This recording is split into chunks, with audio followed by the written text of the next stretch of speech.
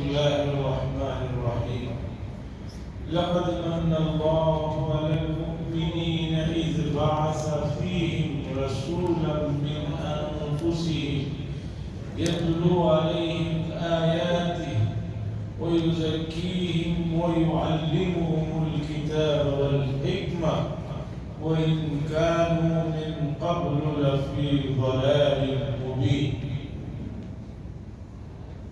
وقال صلى الله عليه وسلم: لا يؤمن أحدكم حتى يكون هواه تبعا لما جئت به، أو كما قال صلی اللہ علیہ وسلم. عزیزان گرامی، تیسری تراویح سے فارغ ہو چکے ہیں، تیسرے رمضان میں داخل ہو چکے ہیں، اور قرآن مجید کی دو بڑی سورتیں ہم نے ان کی تلاوت بھی سن لی، سورہ بقرہ، اس کے بعد سورہ آل عمران. اس وقت میں نے ایک آیت پڑھی ہے، سورہ آل عمران، چوتھے پارے کی آیت.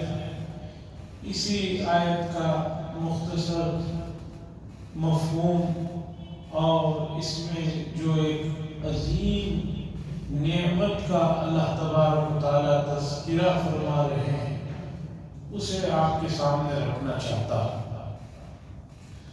عزیزان گرامی، اللہ کی ویسے تو بے شمار نعمتیں ہیں، اور قرآن کے بقول اللہ کی نعمتوں کو کوئی آدمی گننا چاہے، شمار کرنا چاہے، حساب میں لانا چاہے، گنتی میں لانا چاہے، لا تحصوها، قرآن نے کہا نہیں شمار کر سکتے، نہیں گن سکتے. بارش کے قطرات کو تو ہو سکتا ہے کہ مستقبل میں ایسی مشنریز آ جائے کہ بارش کے قطرات کو تو گن کر بتا سکے. ریگستان کے اندر جو ریت کے بڑے بڑے ٹیلے ہیں، اس کے اجزاء کو تو گنا جا سکتا ہے.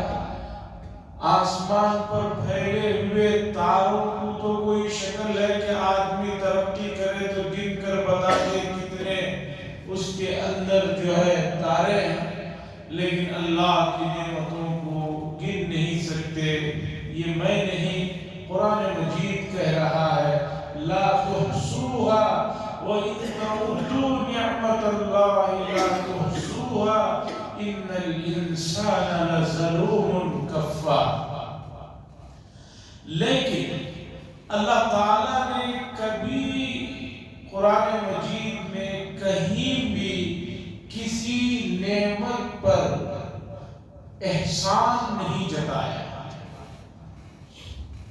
بے شمار نعمتیں دی، لیکن اللہ نے کہیں یہ نہیں فرمایا ہم نے جو یہ نعمت دی ہے، ہم نے تم پر یہ جو احسان کیا، یہ کہیں نہیں فرمایا. دنیا کا دستور ہے، دنیا میں انسان چھوٹی چھوٹی چیزیں بھی کسی کو کسی سے ملتی ہیں تو موقع پڑتا ہے تو احسان کو ذکر کر دیتے ہیں. حالانکہ قرآن نے خاص طور پر صدقات کرنے کے بعد احسان جتلانے کو منع فرمایا. لا تبطلوا صدقاتکم بالمن والأذى. لوگوں اپنے صدقات کو، اپنے خیرات کو جو تم اللہ کی راہ میں دیتے ہو، احسان جتا کر اور تکلیف دے کر اسے برباد مت کرو، اسے ضائع مت کرو، اسے اکارت مت کرو. ایک آدمی دے تو رہا ہے، کر تو رہا ہے، لیکن موقع پڑتا ہے تو بدلے میں کچھ تکلیف دے دیتا ہے، کچھ احسان جتا دیتا ہے، تو اس سے اس کا وہ صدقہ، اس کا ثواب تباہ و برباد ہو کر رہ جاتا ہے. اس لیے آدمی کو حدیث نے ہمیں بتایا کہ نفلی صدقات ایسے کرو، اتنا مخفی انداز میں کرو کہ سیدھے ہاتھ سے کر رہے ہیں تو بائیں ہاتھ کو نہ پتہ چلے. ابن الجوزی علیہ الرحمہ نے ایک واقعہ لکھا ہے. ہمارے گزرے ہوئے دور میں اولیاء اعظام کس طرح کے لوگ تھے، کس درجے کے لوگ تھے، کس طرح اپنے آپ کو دوسروں پر ترجیح دیتے تھے۔ یہ واقعہ لکھا ہے، عید کی رات تھی، ایسے ہی رمضان المبارک کا موقع تھا، عید کی رات تھی، ایک بڑے اللہ والوں کے گھر میں عید کی صبح کے لیے کوئی انتظام نہیں تھا کھانے پینے کا، اور خوشی کے موقع پر اور جو لوازمات ہوتے ہیں گھر میں اہلیہ نے، بچوں نے کہا کل عید ہے، کچھ بھی تو نہیں ہے۔ اسی بیچ میں بادشاہ سلامت کی طرف سے ان اللہ والا کے گھر میں ایک اشرفیوں کا تحفہ آیا، بڑی رقم تھی، بڑی مقدار تھی۔ ابھی وہ آیا ان کے پاس تحفہ، تو یہ خوش ہوئے کہ اللہ نے انتظام کر دیا ہے، چلو۔ ابھی یہ سوچ ہی رہے تھے، دروازے پر دستک ہوئی، ایک اور بڑے اللہ والے کی طرف سے دروازے پر دستک ہوئی۔ انہوں نے دروازہ کھولا تو انہوں نے کہا کل عید کا دن ہے، خوشی کا موقع ہے، گھر میں عید کے لیے کوئی چیز میسر نہیں ہے، یہ کچھ آپ کے پاس ادھار لینے کے لیے آیا۔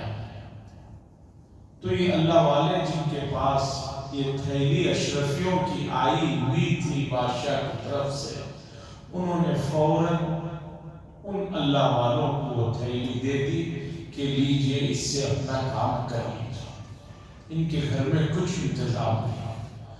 وہ لے کر چلے جاتے ہیں، وہ جا کر اپنے گھر میں داخل ہوتے ہیں اور گھر میں خوشخبری دیتے ہیں کہ عید کے لیے مسئلہ حل ہو چکا ہے۔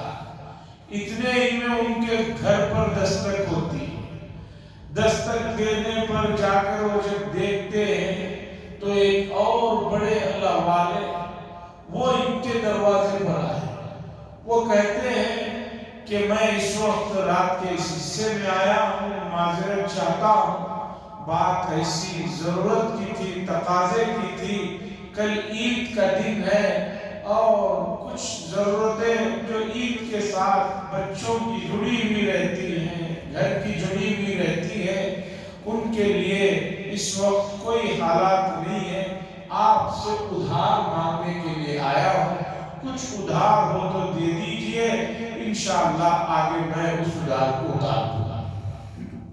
وہ اللہ والے ابھی اپنے دوست سے جو اشرفیوں کی تھیلی لے کر آئے ہوئے تھے، انہوں نے وہ تھیلی ان آنے والے اللہ والوں کے ہاتھ میں دی اور کہا کہ لیجئے، آپ استعمال کر لیجئے، انشاءاللہ پھر جب ضرورت ہو جائے گی لوٹا دینا۔ وہ لے کر اپنے گھر جاتے ہیں، گھر میں جا کر پہنچتے ہیں اور خوشی کی اطلاع گھر کو دیتے ہیں۔ ابھی یہ اطلاع دی ہے کہ اتنے میں ایک اور اللہ والے ان صاحب کے گھر پر آ کر دستک دیتے ہیں، دستک دیتے ہیں، دروازہ کھولا جاتا ہے تو وہ وہی بات لوٹا دہراتے ہیں جو انہوں نے ان سے سنی تھی کہ کل عید کا موقع ہے، کچھ تقاضا ہے، اگر ادھار مل جائے تو بڑی مہربانی۔ وہ اللہ والے جو تھیلی لے کر آئے تھے وہی تھیلی اشرفیوں کی ان کو دے دیتے۔ یہ واقعہ بڑا لمبا ہے، میں مختصر کہہ کر یہ سنانا چاہتا ہوں۔ وہ تھیلی گھومتے گھومتے گھومتے جو پہلے صاحب جن کے یہاں سے وہ تھیلی چلی تھی وہ اپنے ایک دوست کے پاس ادھار کے لیے گئے تو وہی تھیلی مکمل ان کو ملتی۔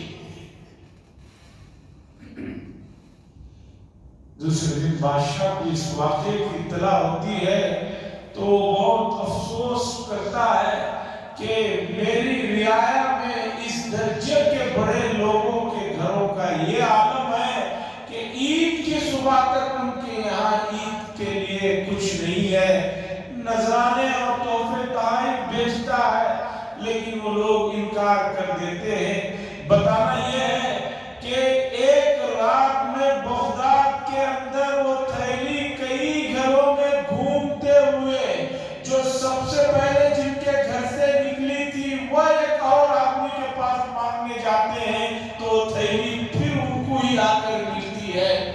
لیکن شریعت نے بتایا احسان جتا کر اور تکلیف دے کر اپنے صدقات کو ضائع مت کیجیے، ایسے انداز میں کیجیے کسی کو پتہ نہ چلے۔ میں آتا ہوں آیت کریمہ کی طرف۔ یہ آیت کریمہ بڑی عظیم آیت ہے، بڑی ایسی آیت ہے کہ جس میں اللہ تعالیٰ کسی اپنی نعمت پر احسان جتا رہے ہیں۔ کسی بھی نعمت پر اللہ نے احسان نہیں جتایا، یہ نہیں فرمایا اے لوگوں ہم نے تمہیں انسان بنایا یہ ہمارا تم پر احسان ہے، یا تمہیں جو ہے یہ چیز عطا کی یہ چیز عطا کی۔ کسی چیز پر اللہ نے اپنی نعمت کا احسان جتلانے والے الفاظ نہیں کہے، لیکن ایک نعمت ہے جس کی ہم نے کبھی توجہ نہیں کی، کبھی قدر نہیں کی۔ وہ کیا نعمت ہے؟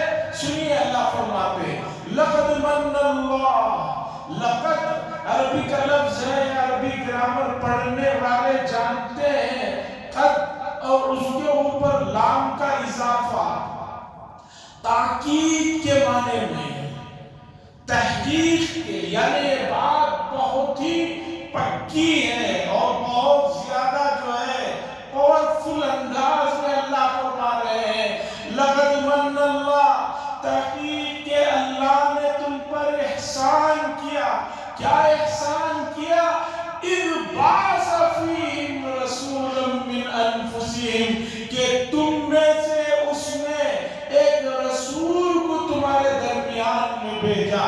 رسول اللہ صلی اللہ علیہ وسلم کا مقام و مرتبہ کتنا اونچا ہے، کتنا بلند ہے، کتنا عظیم ہے، اس آیت کے اس ٹکڑے سے آپ اندازہ لگائیے کہ اللہ فرماتے ہیں ہم نے جو تمہارے درمیان میں حضرت محمد عربی صلی اللہ علیہ وسلم کو جو رسول بنا کر بھیجا ہے، ہمارے اس احسان کو مانو، یہ ہمارا بہت بڑا تم پر احسان ہے۔ اور کچھ نہیں، ہمارے پاس کوئی بات نہیں، رسول اللہ صلی اللہ علیہ وسلم کی امتی ہے، یہ اللہ کا اتنا بڑا احسان ہے، پھر بھی انسان ناشکری میں پڑا ہوا ہے، احساس کمتری میں پڑا ہوا ہے، اور ایک غربت کا اپنے آپ کو احساس کرتا ہے۔ عزیزان گرامی، آپ ایسے عظیم الشان نبی کے امتی ہیں کہ جس نبی کی نبوت اور رسالت کسی مخصوص زمانے کے لیے نہیں، مخصوص علاقے کے لیے نہیں، مخصوص وقت کے لیے نہیں، بلکہ آپ کی نبوت، آپ کی رسالت تمام انسانوں کے لیے، بلکہ انسانوں کے علاوہ جو ایک اور بڑی مخلوق ہے جنات، اس کے بھی آپ نبی ہیں،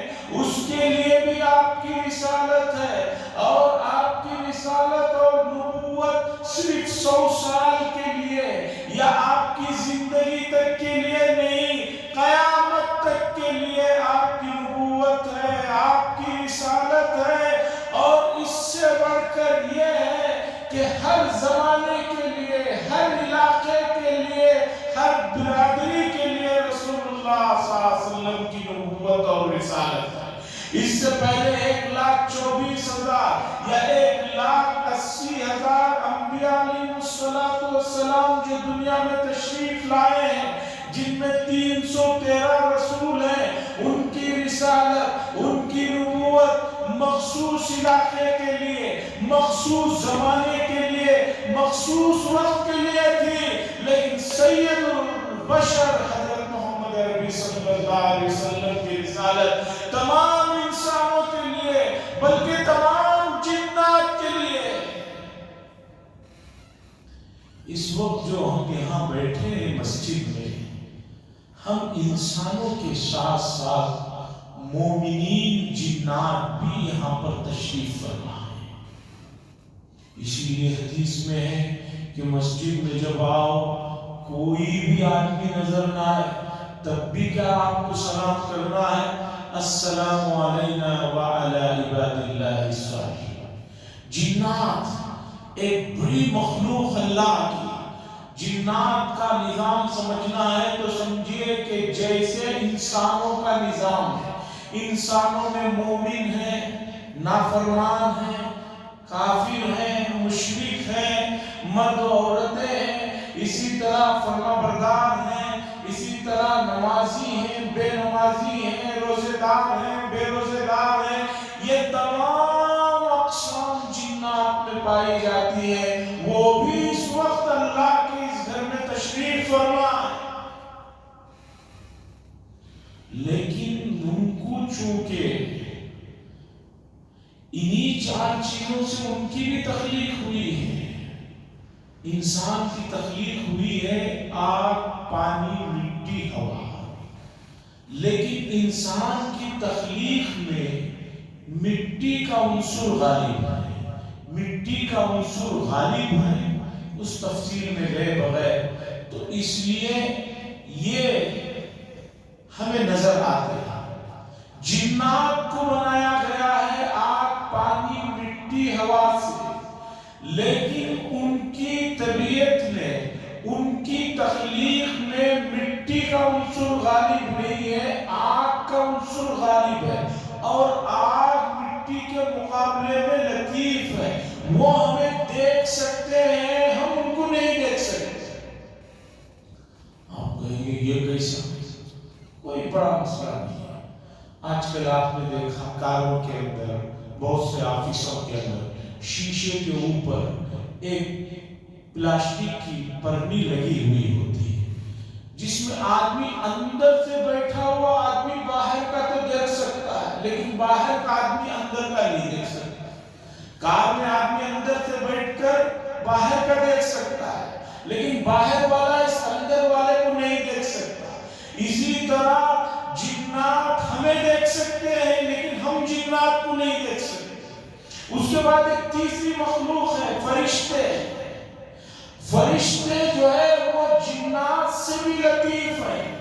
فرشتے جنات کو بھی دیکھ سکتے ہیں، انسانوں کو بھی دیکھ سکتے ہیں، لیکن جنات جیسے ہم جنات کو نہیں دیکھ سکتے، اس طرح جنات فرشتوں کو نہیں دیکھ سکتے۔ جنات کو بھی جو فرشتوں کو جو بنایا گیا ہے، ان کو جو ہے اسی آگ، پانی، مٹی، ہوا سے بنایا گیا ہے، لیکن آگ کی جو اسپرٹ ہوتی ہے، ہر چیز کی ایک جو روح ہوتی ہے، اسپرٹ جو ہوتی ہے، وہ آگ کی اسپرٹ سے جو ہے بنایا گیا ہے، تو وہ جنات سے بھی زیادہ لطیف ہے، جس کی وجہ سے جنات بھی فرشتوں کو نہیں دیکھ سکتے، لیکن فرشتے ہمیں دیکھ سکتے ہیں، جنات کو دیکھ سکتے ہیں۔ اور الحمدللہ اس وقت ہماری اس مجلس میں حدیث نے ہمیں بتایا جہاں اللہ کا ذکر ہوتا ہے وہاں فرشتے جو ہے اس مجلس کو گھیر لیتے ہیں، وہ بھی اس وقت یہاں پر تشریف فرما ہے۔ خیر یہ موضوع لمبا ہے، بتانا یہ چاہتا ہوں کہ اللہ نے فرمایا لوگوں ہمارا تم پر بہت بڑا احسان ہے کہ ہم نے تمہارے درمیان میں ایک ایسے رسول کو بھیجا، اذ بعث فیہم رسولا۔ اس رسول کا کام کیا ہے؟ یتلو علیہم آیاتی، ان کا کام یہ ہے کہ وہ ہماری آیتوں کو پڑھ پڑھ کر تمہیں سناتے ہیں۔ تلاوت کلام اللہ سب سے بڑا فریضہ ہے نبی کریم صلی اللہ علیہ وسلم کا، اور آپ نے یہ فریضہ اس خوبی کے ساتھ نبھایا، انسانوں کو بھی پڑھ پڑھ کر سنایا، جنات کو بھی قرآن پڑھ پڑھ کر سنایا۔ آج بھی مکہ المکرمہ میں معلا قبرستان کے پاس ایک مسجد ہے، پہلے یہ مکے کے آخری حصے میں جنگلات کا ایریا تھا، اب تو شہر بڑھتا بڑھتا بہت بڑھ چکا ہے، تو معلا قبرستان کے پاس ایک مسجد ہے، مسجد جن۔ یہ کیوں مسجد جن کہلاتی ہے؟ اس لیے کہلاتی ہے کہ حضرت ابن عباس رضی اللہ تعالیٰ عنہ فرماتے ہیں کہ رسول اللہ صلی اللہ علیہ وسلم، حضرت عبداللہ ابن مسعود فرماتے ہیں کہ رسول اللہ صلی اللہ علیہ وسلم ایک دن مجھے رات میں کہا کہ چلو میرے ساتھ، تمہارے بھائیوں کو اللہ کا کلام سنانا ہے۔ لے کر پہنچے اور یہ حصہ جنگلات کے جیسا تھا، شہر سے باہر کا حصہ تھا۔ وہاں رسول اللہ صلی اللہ علیہ وسلم مجھے ایک جگہ پر بٹھایا اور ایک گول دائرہ بنا دیا۔ بنانے کے بعد فرمایا کچھ بھی ہو جائے اس دائرے سے باہر مت نکلنا۔ پھر آپ نے جا کر قرآن مجید جنات کو سنایا۔ اسی طرح طائف سے آتے ہوئے ایک جگہ ہے، وہاں پر بھی آپ نے جنات کو قرآن سنایا۔ بتانا یہ ہے کہ نبی کریم صلی اللہ علیہ وسلم کے فریضے میں پہلے نمبر کا کام اللہ نے آپ کو یہ دیا کہ یتلو علیہم، کہ آپ قرآن مجید کی تلاوت کرتے ہیں اور لوگوں کو سناتے ہیں۔ اس سے پتہ چلا کہ ہر امتی کی ذمہ داری ہے کہ یتلو علیہم پر عمل کرتا رہے، قرآن کی تلاوت کرتا رہے، قرآن کی تلاوت کرتا رہے۔ جب اللہ نے نبی کو اس کام کی ذمہ داری دی اور نبی نے اس کام کو پورا انجام دیا، اب امتیوں کی ذمہ داری ہے کہ تلاوت کلام اللہ سے کبھی بھی جو ہے اپنے آپ کو دور نہ کرے، ہمیشہ تلاوت کلام اللہ کا اہتمام کرے۔ روزانہ ماہ مبارک یہ ہو یا دوسرا مہینہ ہو، ہر وقت جو ہے کوئی دن میں وقت متعین کرے اور اس میں قرآن مجید کو جو ہے پڑھنے کا معمول بنا۔ جب تلاوت سے آپ آگے بڑھیں گے تو پھر دوسرے مرحلے آئیں گے، لیکن اگر آپ تلاوت ہی میں نہیں آئیں گے اور آپ چاہیں گے کہ آگے کا بھی مرحلہ کوئی سمجھائے تو کیسے سمجھ آئے گا؟ کچھ چیزیں ہوتی ہیں اسٹیپ بائی اسٹیپ۔ زینے پر پہلے فلور پر آپ کو جانا ہے تو سیڑھیوں پر آپ کو جو ہے قدم با قدم رکھ کر جانا ہے۔ زیادہ سے زیادہ 2 سیڑھیوں پر آپ جو ہے پیر رکھ سکتے ہیں، 3 پر رکھ دیں گے، لیکن ایک دم آپ 5 پر رکھنا چاہیں، ایک پر نیچے دوسرا 5 پر رکھنا چاہیں تو نہیں رکھ سکتے۔ اسی طرح امت مسلمہ ابھی تک پہلے سبق میں ہی پوری طرح کمپلیٹ نہیں آئی ہے اور یہ چاہتی ہے کہ باقی کے جو انعامات ہیں وہ کیوں نظر نہیں آتی؟ بھئی باقی کے انعامات نظر آنا ہے تو آپ کو اس مرحلے سے آگے بڑھیں گے۔ تلاوت کے بعد اللہ نے فرمایا یتلو علیہم آیاتہ ویزکیہم ویعلمہم الکتاب والحکمہ، آپ ان کا تزکیہ کرتے ہیں اور ان کو حکمت کی باتیں بتا۔ یہ مرحلے تو تلاوت کے بعد کے ہیں اور ابھی تک ہم تلاوت ہی کے قریب نہیں آئے تو یہ دوسری چیزیں کہاں ہمارے سمجھ میں آ سکتی؟ عزیزان گرامی، بہت ہی ادب و احترام کے ساتھ کہتا ہوں کہ قرآن کی تلاوت کا معمول جو ہے بنانا چاہیے، اور الحمدللہ ہمارا اپنا یہ جو علاقہ ہے پورے تعلیم یافتہ حضرات ہیں، ان لوگوں کو تلاوت کے سلسلے میں کسی بھی طرح کی کمی کوتاہی نہیں کرنی چاہیے، اس لیے کہ حضرت امام احمد بن حنبل علیہ الرحمہ، امام اہل السنہ، بہت بڑے امام گزرے ہیں۔ آج پورے عرب ملکوں میں فقہی اعتبار سے جس مسلک کی تقلید ہوتی ہے وہ حضرت امام احمد بن حنبل رحمہ اللہ ہے۔ امام احمد بن حنبل رحمہ اللہ کا مشہور واقعہ ہے کہ لوگوں نے پوچھا کہ آپ کا اللہ کے سلسلے میں جو دیدار ہوا ہے آپ نے کیا پوچھا؟ تو حضرت امام احمد بن حنبل علیہ الرحمہ نے فرمایا اللہ کا خواب میں ایک نہیں کئی مرتبہ دیدار ہوا، اور ہر مرتبہ میں نے اللہ سے پوچھا اے اللہ میں آپ کا قرب چاہتا ہوں، آپ کے قریب آنا چاہتا ہوں، آپ کا بہت محبوب بننا چاہتا ہوں، میرے لیے کیا عمل کرنا ہے آپ بتائیے۔ ہر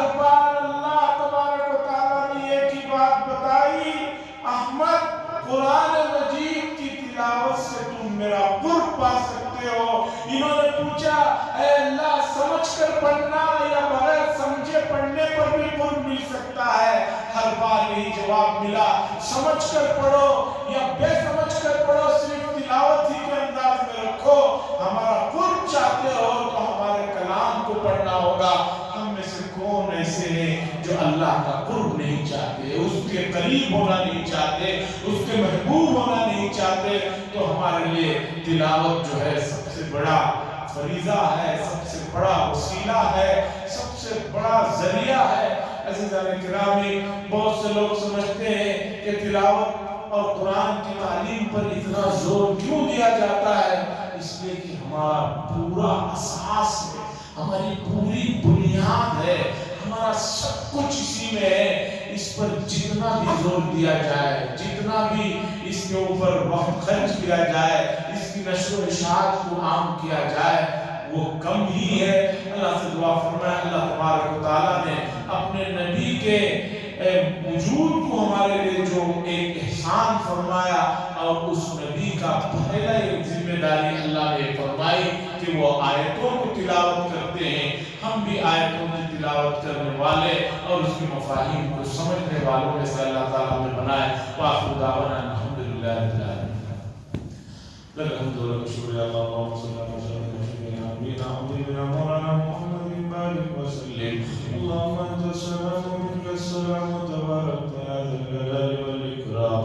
ربنا اتنا في الدنيا حسنة وفي الاخرة حسنة وقنا عذاب النار. صلى الله تعالى وسلم على خير خلق محمد وعلى اله وصحبه اجمعين والحمد لله رب العالمين.